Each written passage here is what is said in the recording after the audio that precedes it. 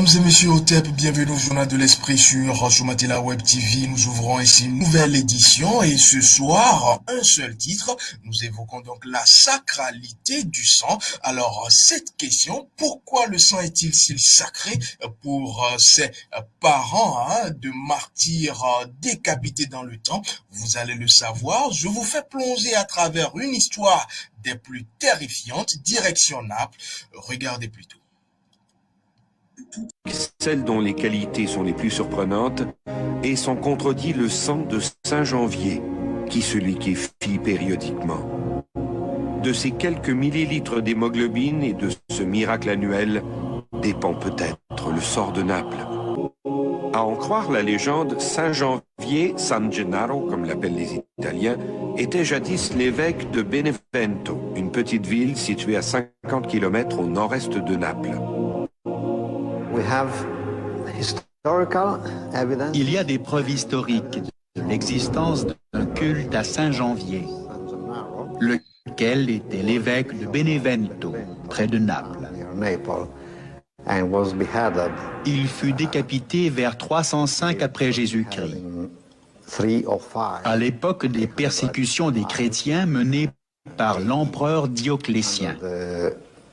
During a persecution by Emperor Diocletianus. Saint Janvier fut un martyr. Il a été mis à mort dans un volcan, le Solfatara. Et ce moment marque le début d'une des histoires les plus importantes de cette ville. La tradition raconte qu'il aurait été persécuté sous le règne de Dioclétien en 305 après Jésus-Christ, parce qu'il refusait d'abjurer sa foi. L'évêque aurait été poussé dans les flammes, mais en serait ressorti indemne.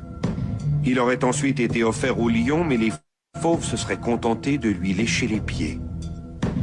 En désespoir de cause, Timotheus l'aurait fait décapiter. Cette fois, avec succès.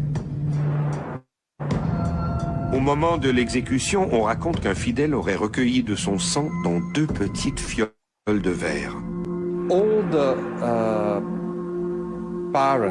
Tous les parents des martyrs chrétiens conservaient le sang de leurs enfants lorsqu'ils étaient exécutés. En 1389, lors d'une cérémonie de vénération des reliques, le sang de Saint Janvier vieux de 1000 ans se serait subitement liquéfié.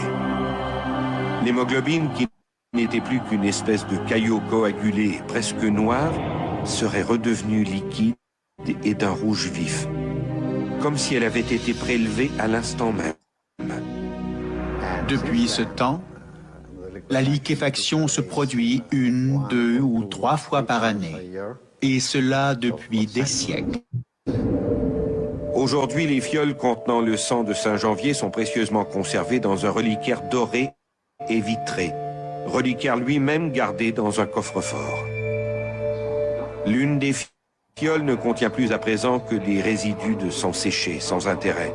L'autre, en revanche, est remplie à moitié d'une substance solide d'un rouge très foncé, presque noir.